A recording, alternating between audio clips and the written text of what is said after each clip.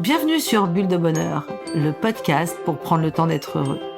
Nous sommes Raphaël et Alban, chercheuses inconditionnelles de Bulle de Bonheur. Ce podcast est propulsé par les Jeux de minutes et publié tous les jeudis. Aujourd'hui, nous vous partageons l'épisode numéro 14 « Je sors de la dépendance affective ». Oh là là, mais qu'est-ce que ça me chicote! Cela m'arrive quelquefois de me demander si je suis pas un peu dépendante affective. Par exemple, je peux m'angoisser si mon chum ne répond pas tout de suite à un SMS. Je me sens vexée de ne pas être invitée à un souper entre amis et il m'arrive parfois d'attendre l'approbation et la reconnaissance de mon boss ou de mes collègues. Et là, ça me chicote. Comment faire pour me détacher du regard des autres? Et qu'est-ce que je gagnerais à être plus indépendante affectivement? La dépendance affective est un terme très utilisé et bien révélateur d'un état d'âme. Celui ou celle qui est débarrassé de cette dépendance deviendrait alors un indépendant affectif. Pour nous, à Bulle de Bonheur, nous préférons utiliser le mot autonomie plutôt que celui d'indépendance. Ce dernier pourrait donner l'illusion que nous pouvons être indépendants, c'est-à-dire dépendre de rien ni de personne. Or, vivant en société, nous savons que c'est impossible.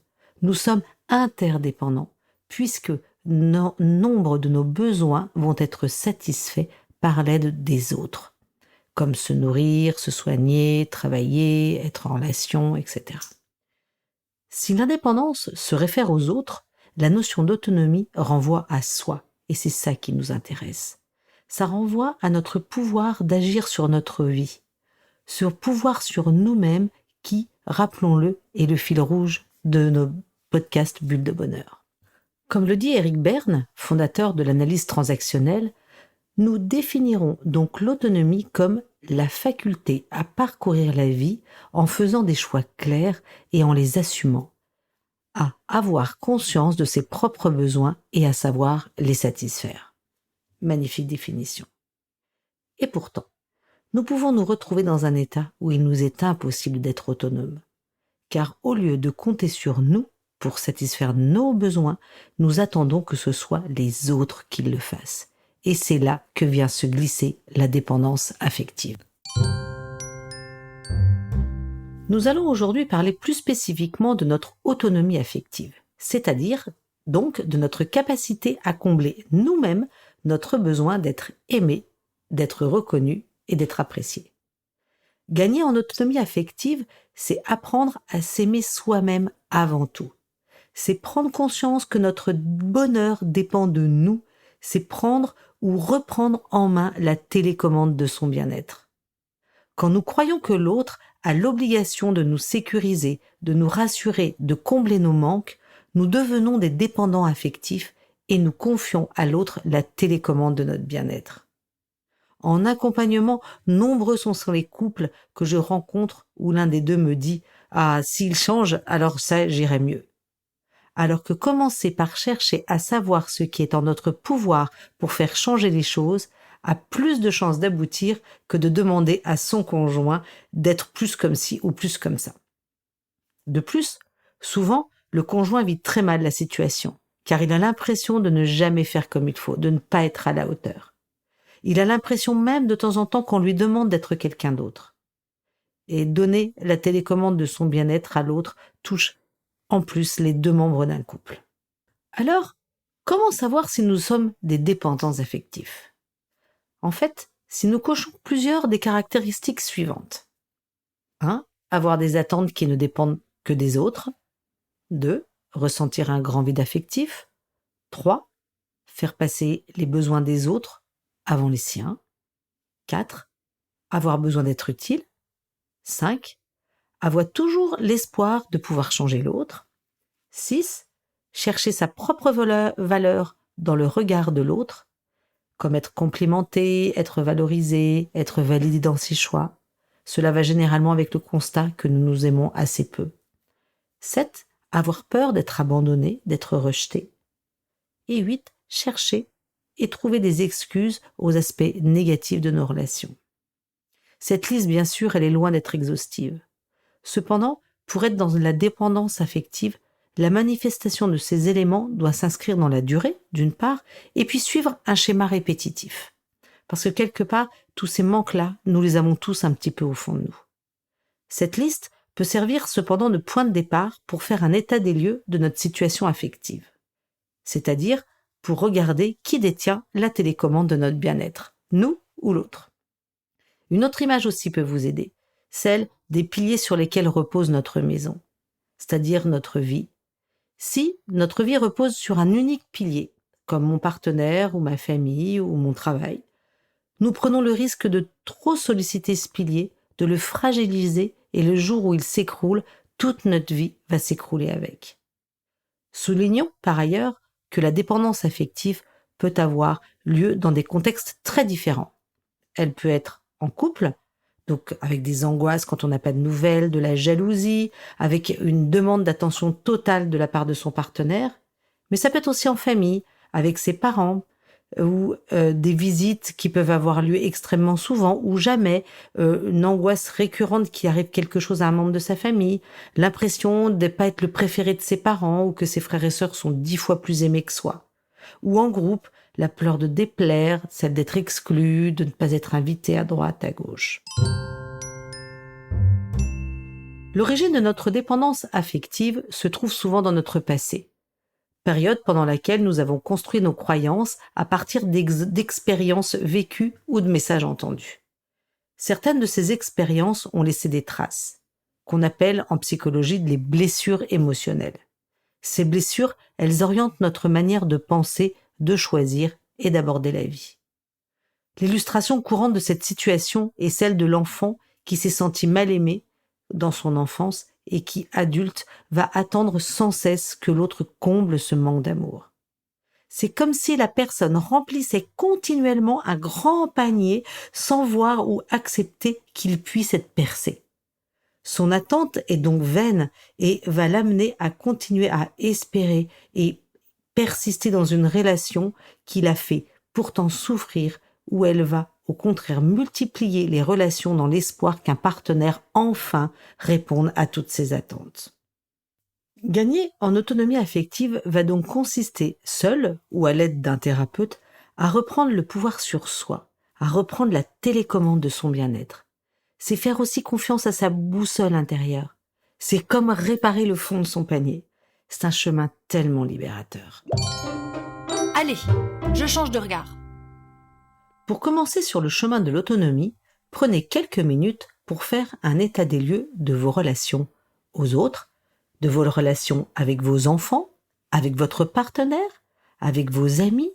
Comment vous sentez-vous? Dépendant ou autonome?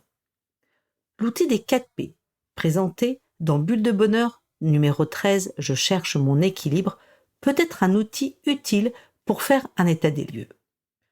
En cas de tendance à la dépendance affective, les P de partenaire, de parents ou de professionnels seront beaucoup plus investis que les P de privé. En fait, le P de privé, rappelez-vous, c'est ce que vous faites pour vous. Logique, car pour le dépendant, le bonheur va dépendre essentiellement de ses relations aux autres. Ces relations aux autres peuvent au début procurer du plaisir. Par contre, si les attentes sont trop fortes, elles finissent par priver de liberté et deviennent une source de souffrance et enferment dans un cercle vicieux. En même temps que la relation nous détruit, plus ou moins visiblement, nous l'entretenons car nous pensons ne plus pouvoir nous en passer pour vivre. Par exemple, au boulot, j'attends de la reconnaissance de mon boss. Comme je n'en ai pas, je pense que c'est parce que je dois en faire davantage, je m'épuise, je suis frustré et je travaille un peu plus, etc. et le cercle vicieux s'installe. Dans un couple, je manifeste le souhait de toujours vouloir être avec mon conjoint. Je veux jamais le quitter. Et s'il fait une activité sans moi, je me sens jalouse et je lui reproche de pas m'aimer assez. Et si ça recommence, je peux même devenir suspicieuse. Je peux commencer à fouiller dans son cellulaire pour savoir ce qu'il me cache. Je deviens alors tyrannique. Je lui demande sans cesse la preuve de son amour. Ces exemples sont un peu des caricatures, cependant le process est là et il se met en place souvent sur plusieurs années. Nous pouvons également nous interroger sur notre rapport à la solitude. Acceptons-nous facilement d'être seuls? Acceptons-nous aussi que les personnes que nous aimons fassent des choses sans nous? Il est certain que pour ceux qui sont dans une dépendance affective, un travail sera nécessaire pour apprendre à apprivoiser cette solitude. En fait, la solitude peut être une opportunité pour nous aider à mieux nous connaître et à combler nos propres besoins. Souvenez-vous aussi que la question de notre autonomie renvoie à la question de nos attentes. Nous avons tous des attentes. Si celles-ci ne dépendent que des autres, la déception va être grande. C'est d'ailleurs une des difficultés de certains parents d'adolescents. Je l'entends vraiment souvent. À une période où les parents eux-mêmes peuvent traverser une crise, celle dite de la crise de milieu de vie, ils ont besoin de se sentir aimés de leur adolescent. Or, celui-ci est justement une période où cette dépendance affective est insupportable pour lui, car en opposition avec son besoin d'autonomie qui se développe. Les parents qui cherchent à combler leurs besoins d'amour à travers leur enfant adolescent vivent généralement une période de souffrance. Mélange d'incompréhension, de déception, d'injustice, même de colère. Et sans même le vouloir, ils risquent de transmettre à leur enfant que l'amour est conditionnel, c'est-à-dire que l'amour vient des autres et qu'il dépend de notre façon de répondre aux attentes extérieures. C'est un véritable piège et un piège qui glissant vers la dépendance affective. En termes de bienfaits, gagner en autonomie, c'est apprendre à prendre soin de soi, prendre soin de ses besoins et compter sur soi-même pour les satisfaire. Cette recherche, nous pouvons la faire seuls ou nous faire aider en prenant bien en compte que nous devons assumer notre responsabilité dans cette recherche et non la faire porter aux autres. Gagner en autonomie invite à mieux s'aimer soi-même, à se découvrir comme une personne remplie d'amour naturel et non conditionnel et libre de ses choix. Et hop, je me lance. Je retiens. Gagner en autonomie affective, 1. C'est accepter que la télécommande de mon bonheur est uniquement entre mes mains. 2. C'est apprendre que je suis responsable de la satisfaction de mes besoins, notamment mon besoin d'amour. 3. C'est mettre en pratique ou réécouter les podcasts Bulle de bonheur. À vous de jouer, chers auditeurs. 2 minutes pour choisir une situation où vous pourriez reprendre la télécommande, que ce soit au boulot, en famille ou en couple, afin de vous sortir d'une situation de dépendance affective. Nous vous laissons savourer les bienfaits de cette autonomie. Racontez-nous et partagez-nous vos expériences sur Facebook ou Insta @jeu2minutes. Avec Bulle de bonheur, prenez le temps d'être heureux. Merci pour votre écoute. Si vous avez aimé, dites-le nous avec 5 étoiles. Laissez vos commentaires et envoyez des bulles de bonheur à vos amis en partageant ce podcast. Inscrivez-vous à la newsletter en allant sur notre site jeu2minutes.com, GUX, 2 en chiffres, minutes avec un S, pour être notifié des prochains épisodes. Bulle de bonheur est propulsé par les jeux 2 minutes, 52 cartes pour prendre le temps d'être heureux.